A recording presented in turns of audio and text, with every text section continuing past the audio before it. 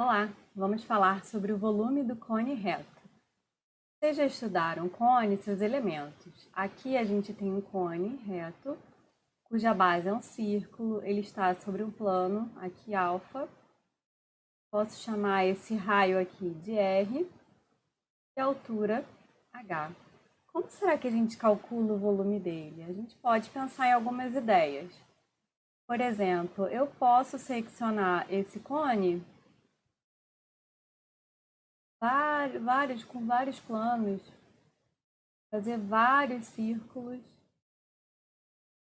E né, se eu interseccionar, se eu passar vários planos aqui cortando esse cone e formando vários cones aqui, vários círculos aqui, eu posso considerar que a soma de todas essas áreas desses círculos vai me gerar o volume do cone.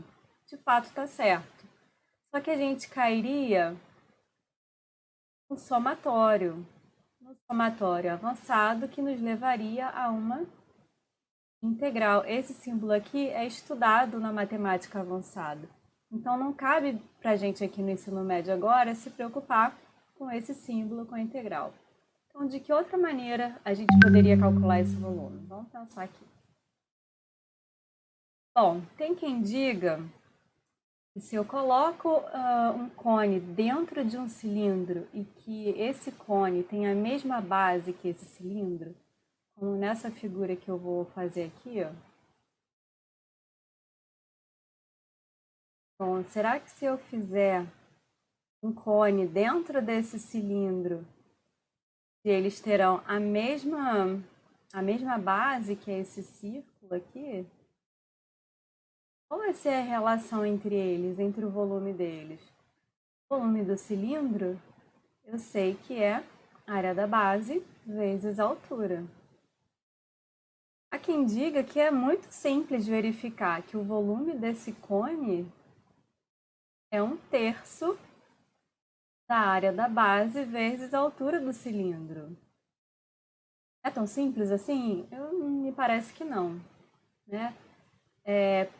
Na verdade, isso acontece, a gente pode até achar que é verdade, mas eu preciso demonstrar isso.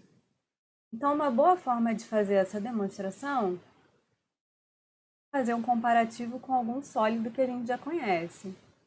Então, eu coloquei aqui o cone, situado no mesmo plano, e essa figura aqui à direita, que é uma pirâmide, tá? A gente ainda não estudou a pirâmide, mas vai ser o nosso próximo assunto.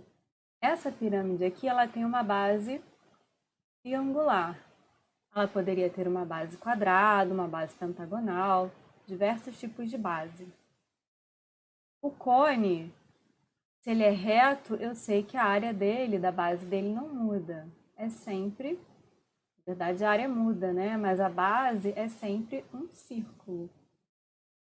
Isso facilita a nossa vida, por isso que o estudo do cone para a gente veio antes do que o estudo da pirâmide. Então vamos lá. A gente viu, quando a gente foi estudar o volume do cilindro, que a gente poderia comparar com um poliedro, com o prisma. E aqui a gente vai fazer de forma análoga. O que eu estou querendo dizer é, se eu traço um outro plano aqui, paralelo a alfa, o que vai acontecer? Esse plano aqui é paralelo a alfa, posso chamar de beta, do que quiser. Ele vai seccionar os meus sólidos puros semelhantes à base, né? Então aqui, onde eu passei esse plano beta cortando o meu cone e a minha pirâmide, ele cortou aí, seccionou, gerando um círculo aqui e um triângulo aqui, tá? Mas se eu afirmo para vocês que a área dessa base aqui é igual à área dessa base aqui, quando eu passei um plano beta paralelo a alfa, o que vai acontecer? Essa área aqui de abelhinha, vai ser igual à área desse triângulo aqui. A gente já viu isso. O princípio de Cavalieri nos diz o quê? Se toda vez que eu seccionar esses dois sólidos, essas novas seções gerarem áreas iguais, esses dois sólidos têm a mesma altura, esqueci de falar lá no começo, mas é isso que está acontecendo. Vou chamar aqui a altura de H, os dois é a mesma altura. Então, pelo princípio de Cavalieri, o volume do cone é igual ao volume da pirâmide. Tá? A gente está comparando os dois volumes, tá, Gisele? Mas qual é o volume da pirâmide? A gente vai estudar, analisar depois.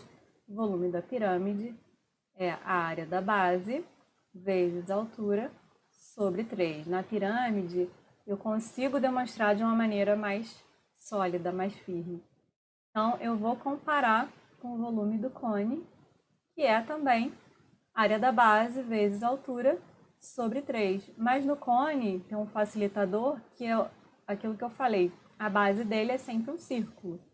Então, o volume do cone é r ao quadrado, que é a área do círculo, vezes a altura sobre 3. Então, toda vez que eu quiser calcular o volume do cone, é essa fórmula aqui que a gente vai usar, tá bom?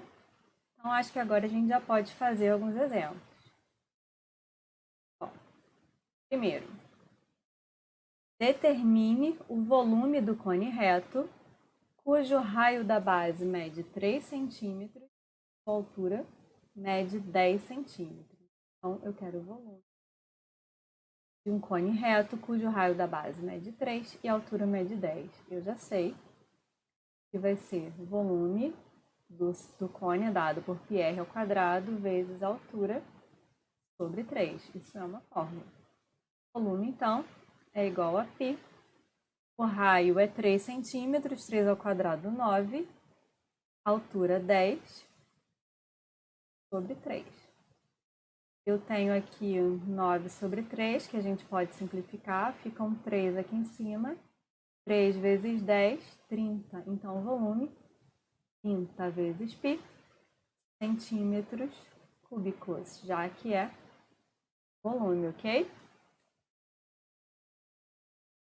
Exemplo 2. Determine o volume do cone em que a geratriz e a altura medem, respectivamente, 10 e 8 centímetros. A gente tem um cone.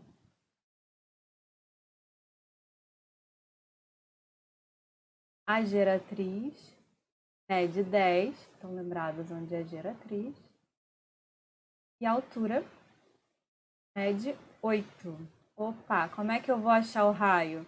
Formando lá o nosso triângulo retângulo. Eu sempre tento comparar as medidas de um triângulo retângulo com o triângulo pitagórico mais famoso do planeta, em que ele tem catetos 3 e 4, hipotenusa igual a 5.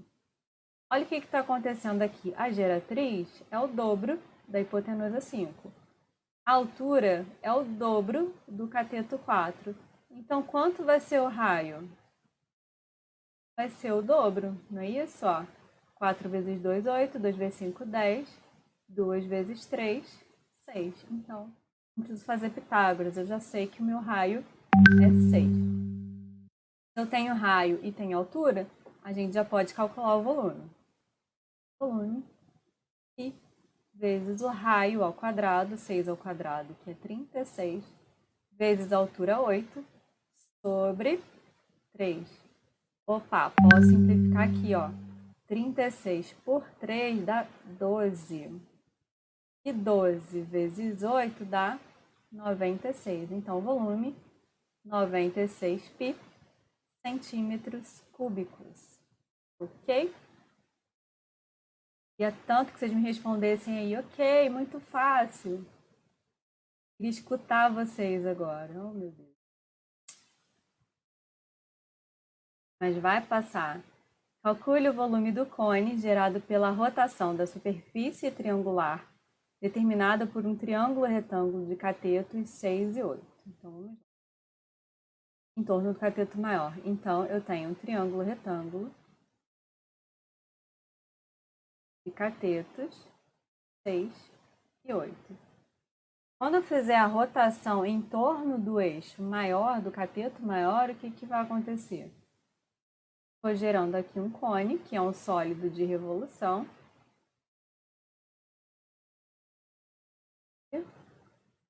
Qual vai ser a altura desse cone? 8, não é isso? E qual vai ser o raio desse cone? O cateto menor, que é 6. Então, a gente tem aqui altura 8, raio 6. Então, a gente já tem tudo que precisa. Volume e vezes raio ao quadrado, e 6 vezes altura, sobre 3. E caiu igualzinho do exercício anterior, ó. 36 por 3 dá 12. 12 vezes 8, 96 pi centímetros cúbicos. Quem falou que geometria era difícil?